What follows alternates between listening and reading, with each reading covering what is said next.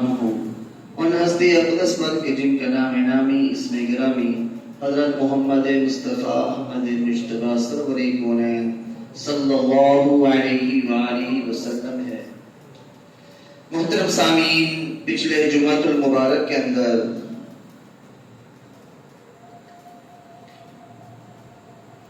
سورۃ البقرہ کے اندر جس گائے کا ذکر ہے، جس گائے کا واقعہ بیان ہوا ہے کہ اللہ تبارک و تعالیٰ نے بنی اسرائیل کو ایک عام سی گائے ذبح کرنے کا حکم دیا، لیکن ان کے بار بار سوال کرنے کی وجہ سے وہ سخت ہوتی گئی گائے، اور اللہ تبارک و تعالیٰ نے پھر ایک خاص گائے ان کے لیے متعین کر دی، اور وہ انہوں نے سونے کی عوض خریدی کہ ایک طرف تو گائے کو رکھا گیا اور دوسری طرف سونا رکھا گیا۔ اتنی مہنگی انہیں گائے ملی۔ اس کے بعد اللہ تبارک و تعالیٰ کا معجزہ دیکھا کہ مردہ زندہ ہوا، اور مردے نے زندہ ہو کر بتلایا کہ فلاں میرا قاتل ہے۔ اتنے بڑے معجزات دیکھنے کے بعد اللہ تبارک و تعالیٰ فرماتے ہیں ثم قست قلوبکم من بعد ذلک، اس کے بعد ان کے دل دوبارہ سے سخت ہو گئے۔ ان کے دلوں کے اندر جو نرمی آئی تھی، اللہ تبارک و تعالیٰ کی قربت آئی تھی، وہ ختم ہو گئی، اور وہ دوبارہ سے دلوں کو سخت کر لیا انہوں نے۔ فَهِيَ كَالْحِجَارَةِ، گویا کہ وہ پتھر ہیں، ان کے دل پتھروں جیسے سخت ہو گئے۔ أَوْ أَشَدَّ قَسْوَةً، یا پتھروں سے بھی زیادہ سخت ہو گئے۔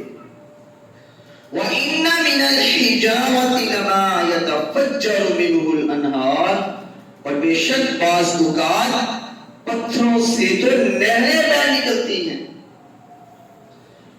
وَإِنَّ مِنْهَا لَمَا يَشَّقَّقُ فَيَخْرُجُ مِنْهُ الْمَاءُ، اور بعض پتھر تو پھٹ جاتے ہیں اور ان میں سے پانی نکل آتا ہے۔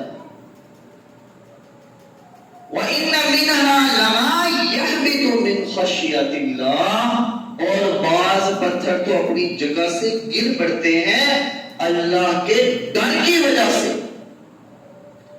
وَاللَّهُ بِغَافِلٍ عَمَّا تَعْمَلُونَ، اور اللہ تبارک و تعالی غافل نہیں ہے جو تم عمل کرتے ہو۔ یہاں پر بنی اسرائیل کو ڈانٹا جا رہا ہے، زجر و توبیخ کی جا رہی ہے کہ تم نے اتنے زبردست معجزات دیکھے، اتنی بڑی بڑی نشانیاں دیکھی، اللہ کا کلام اپنے کانوں سے سنا، اس کے بعد بھی تمہارے دل سخت ہو گئے۔ بنی اسرائیل کے جو 70 لوگ موسیٰ علیہ السلام کے ساتھ کوہ طور پہاڑ پر تشریف لے گئے تھے، انہوں نے اپنے کانوں سے اللہ تبارک و تعالیٰ کا کلام سنا۔ اللہ تبارک و تعالیٰ نے ان کے اوپر پہاڑوں کو کھڑا کر دیا اور پھر انہیں ہٹا دیا۔ یہ اتنا بڑا معجزہ ہے۔ اللہ تبارک و تعالیٰ نے ان کے لیے من و سلوہ اتارا۔ اتنے بڑے بڑے معجزات دیکھنے کے باوجود ان کے دل سخت ہو گئے۔ اللہ تبارک و تعالیٰ مومنین کو اس سختی سے روک رہے ہیں، اور اللہ تبارک و تعالیٰ فرماتے ہیں أَلَمْ يَعْنِ لِلَّذِينَ آمَنُوا أَن تَخْشَعَ قُلُوبُهُمْ لِذِكْرِ اللَّهِ وَمَا نَزَلَ مِنَ الْحَقِّ وَلَا يَكُونُوا كَالَّذِينَ أُوتُوا الْكِتَابَ مِن قَبْلُ فَطَالَ عَلَيْهِمُ الْأَمَدُ فَقَسَتْ قُلُوبُهُمْ وَكَثِيرٌ مِّنْهُمْ فَاسِقُونَ۔ کیا اب تک وہ وقت نہیں آیا کہ ایمان والوں کے دل اللہ تبارک و تعالیٰ کے ذکر اور اللہ کے نازل کردہ حق سے کانپ اٹھیں اور اگلے اہل کتاب کی طرح نہ ہو جانا؟ اللہ تبارک و تعالیٰ تنبیہ کر رہے ہیں، آگاہ کر رہے ہیں کہ اہل کتاب کی طرح نہ ہو جانا کہ جن کے دل لمبا عرصہ گزرنے کے بعد سخت ہو گئے، اور ان میں سے اکثر فاسق ہیں کہ اکثر نے حق کو قبول ہی نہیں کیا۔ تو یہ بنی اسرائیل کے لوگ تھے کہ انہیں آپ صلی اللہ علیہ وسلم یہودیوں عیسائیوں کو تبلیغ کرتے تھے، اور آپ صلی اللہ علیہ وسلم چاہتے تھے کہ وہ اسلام قبول کر لیں۔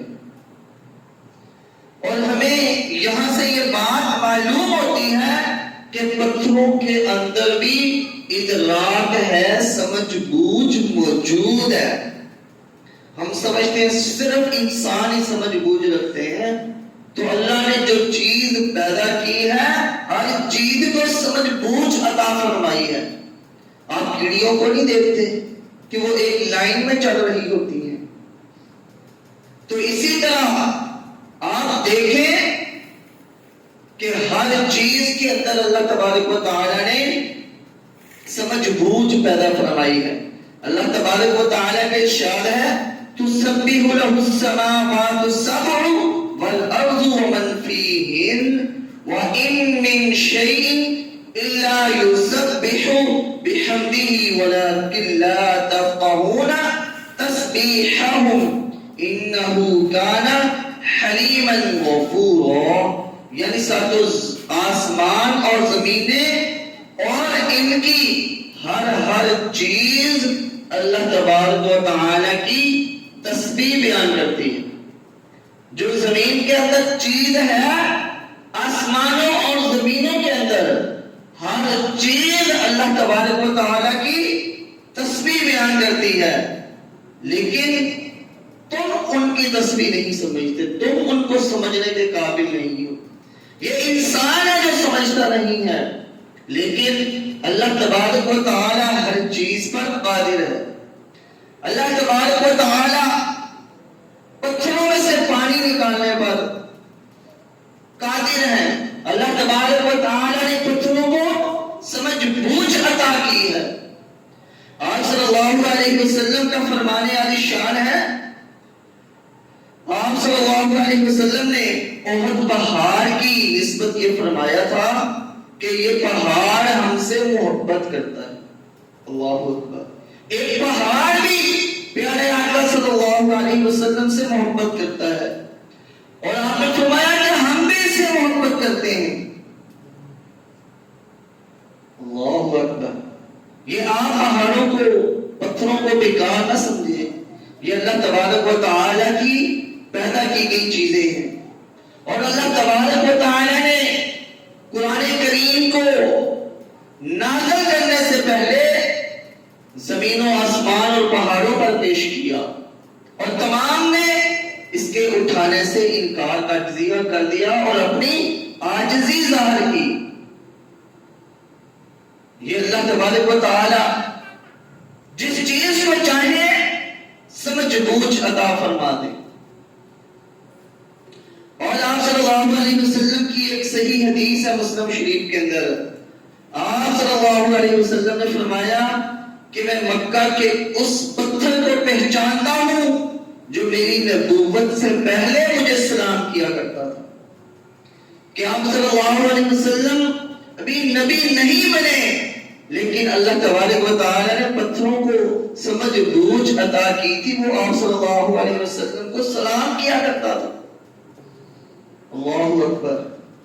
اسی طرح آپ صلی اللہ علیہ وسلم نے حجر اسود کے متعلق ارشاد فرمایا کہ جس نے اسے حق کے ساتھ بوسہ دیا یہ قیامت کے دن اس کے ایمان کی گواہی دے گا۔ کہنے کو تو حجر اسود ایک پتھر ہے، حضرت عمر فاروق رضی اللہ تعالی عنہ نے فرمایا کیا حجر اسود میں تجھے کبھی بھی بوسہ نہ دیتا اگر میں نے اپنے آقا صلی اللہ علیہ وسلم کو تجھے بوسہ دیتے ہوئے نہ دیکھا ہوتا۔ تو آپ صلی اللہ علیہ وسلم کے فرمان کے مطابق یہ قیامت کے دن جن لوگوں نے حق کے ساتھ ایمان کے ساتھ اسے بوسہ دیا ہے وہ قیامت کے دن ان کے حق میں گواہی دے گا۔ تو یہ بعض لوگ کہتے ہیں کہ یہ جو سمجھداری ہے یہ عاجزی ہے، یہ عارضی سمجھداری ہے، تو یہ اللہ تبارک و تعالی نے پتھروں کو سمجھداری حقیقی عطا فرمائی ہے۔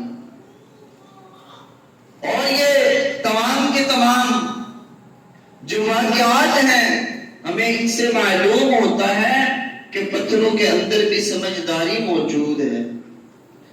آپ صلی اللہ علیہ وسلم کے پاس ایک اعرابی آیا اور اس نے کہا کہ آپ بھی مجھے معجزہ دکھائیں تو پھر میں آپ کے اوپر ایمان لاؤں گا۔ آپ صلی اللہ علیہ وسلم نے فرمایا کہ اگر یہ خوشہ اتر کے کھجور کا میرے پاس آ جائے چل کے تو کیا تم ایمان لے آؤ گے؟ اس نے کہا ہاں۔ آپ صلی اللہ علیہ وسلم نے خوشے کی طرف اشارہ کیا، وہ اپنی جگہ چھوڑ کر آپ صلی اللہ علیہ وسلم کے پیروں میں آ گیا، اور پھر آپ صلی اللہ علیہ وسلم نے اسے حکم دیا واپس جانے کا۔ وہ دوبارہ چل کے اپنی جگہ میں جا کے دوبارہ سے لگ گیا، تو پھر اس اعرابی نے اسلام قبول کر لیا۔ یہ اللہ تبارک و تعالی جس چیز کو چاہے جہاں چاہے چلانے پہ قادر ہے۔ چلنے کے لیے پاؤں شرط ہونا انسان کی ضرورت ہے، لیکن اگر میرا رب چاہے تو پاؤں کے بغیر چلانے پہ قادر ہے۔ ان اللہ علی کل شیء قدیر، بے شک اللہ تبارک و تعالی ہر چیز پر قادر ہے۔ اللہ جسے چاہے جیسے چاہے بلا سکتے ہیں۔ آج ہم یہ اپنے ہاتھ کو اپنے جسموں کو دیکھتے ہیں، یہ بولتے نہیں ہیں، لیکن جس وقت میرا رب چاہے گا ان ہاتھوں سے بھی کلام کروانے پہ اللہ تبارک و تعالی قادر ہے۔ قیامت کے دن جب منہوں کے اوپر مہریں لگ جائیں گی، الیوم نختم علی وجوہہم، جس دن چہروں کے اوپر مہریں ثبت ہو جائیں گی، چہروں کا بولنا بند کر دیا جائے گا، پھر کیا ہوگا؟ پھر یہ ہاتھ پاؤں گواہی دیں گے، ان کو زبان عطا کی جائے گی اور یہ اپنے خلاف ہی گواہی دیں گے۔ اور پھر انسان کہے گا وَقَالُوا لِجُلُودِهِمْ، اپنے چمڑے سے انسان کہے گا تم نے کیوں اپنے خلاف ہی گواہی دی؟ تو وہ کہے گا اللہ تبارک و تعالی نے ہمیں یہ حکم دیا تھا۔ تو جب میرا رب حکم دیتا ہے تو ہر چیز بولنا شروع کر دیتی ہے۔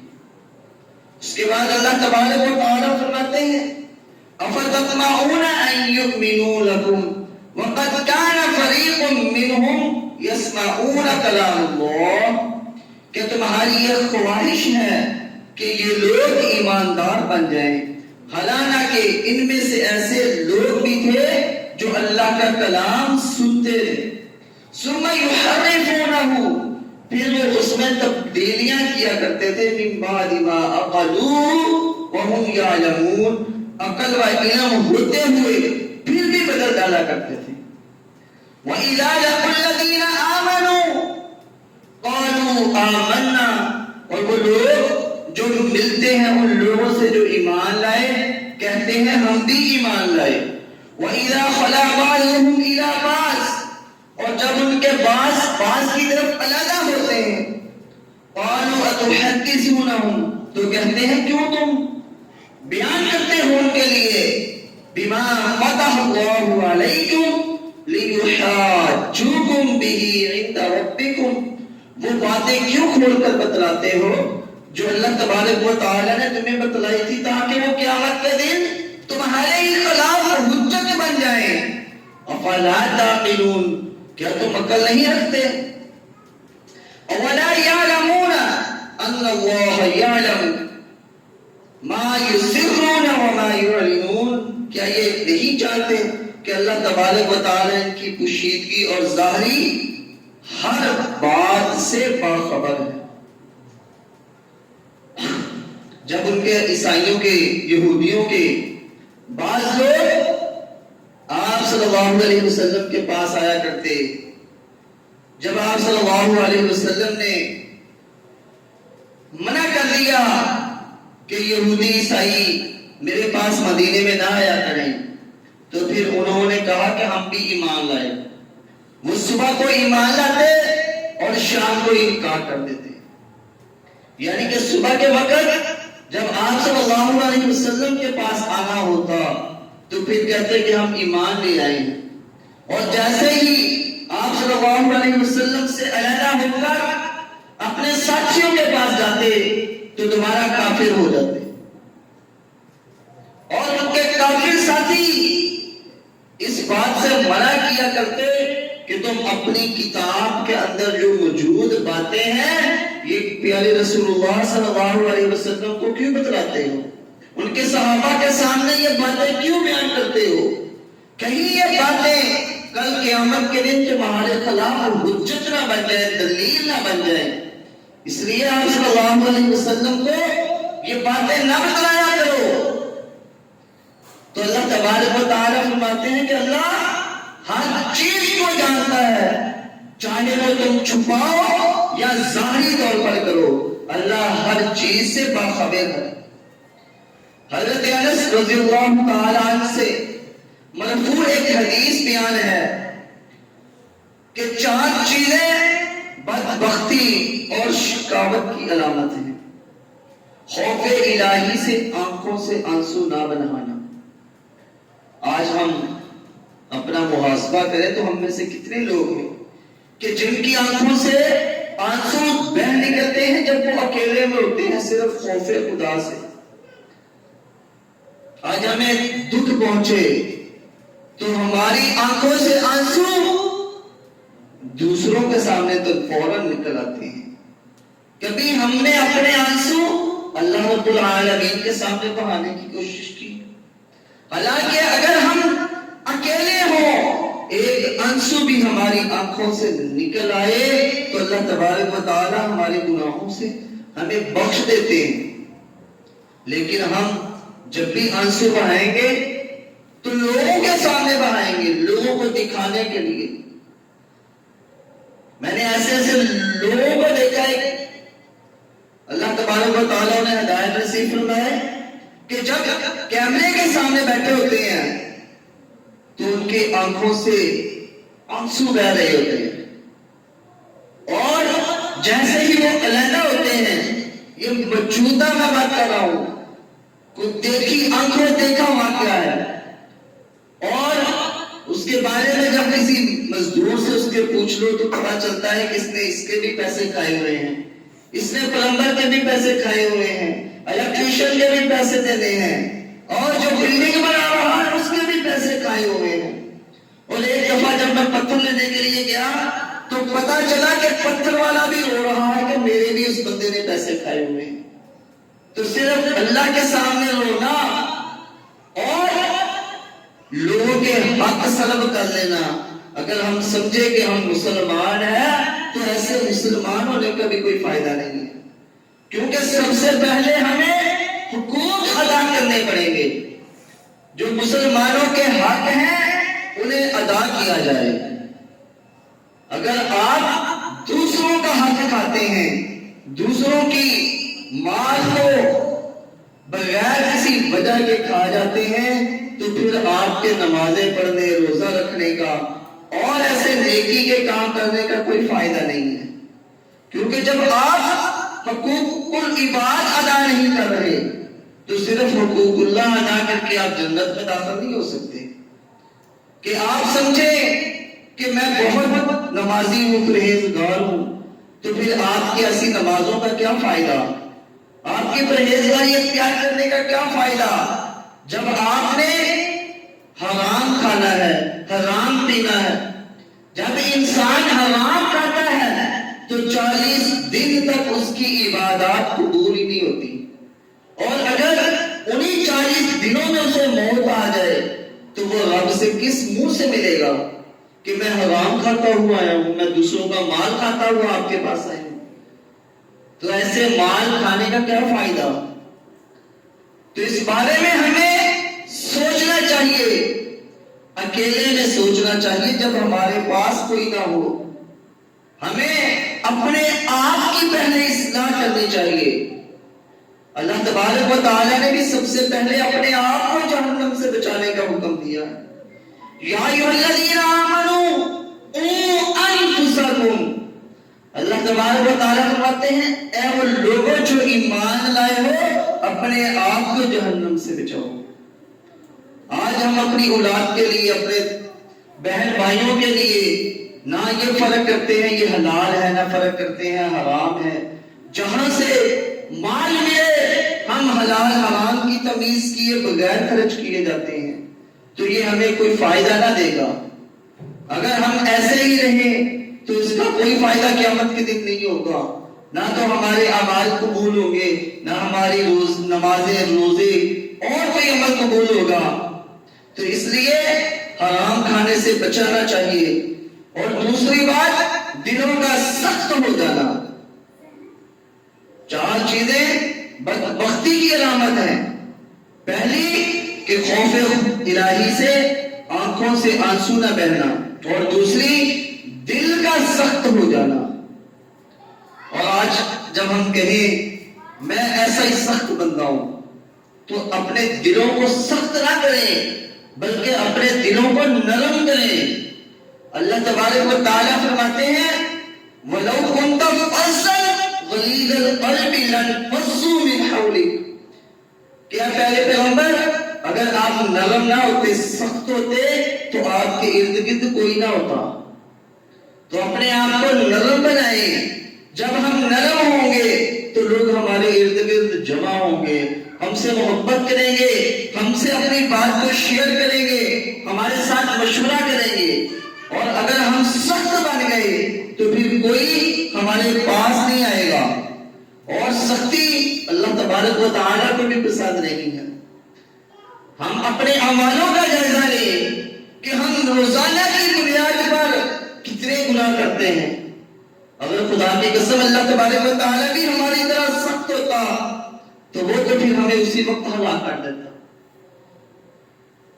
اللہ تبارک و تعالیٰ نے ہمیں معاف کر دیا، ہمیں مہلت دی، تو ہمیں بھی چاہیے کہ ہم دوسروں کو مہلت دیں.